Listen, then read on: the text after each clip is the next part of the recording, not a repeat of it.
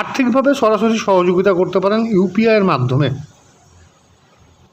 শুক্রবার সকাল 9টার সময় বর্ধমান পৌরসভার অন্তর্গত 20 নম্বর ওয়ার্ডে প্রচার সারলেন তৃণমূল কংগ্রেসের প্রার্থী খোকন দাস। সঙ্গে ছিলেন স্থানীয় কাউন্সিলর, উপস্থিত ছিলেন বিশিষ্ট সমাজসেবী স্বপন হাজরা, তৃণমূল কংগ্রেস নেতা জয়দেব মুখার্জি, ছিলেন আইনজীবী উদয় শঙ্কর কোনার।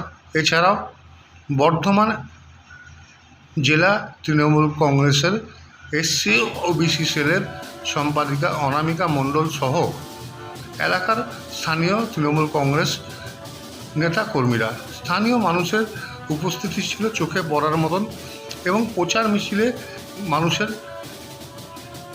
উপস্থিতি ছিল চোখে পড়ার মতন। সেই ছবি দেখছেন খবর 7 দিনের পর্দায়।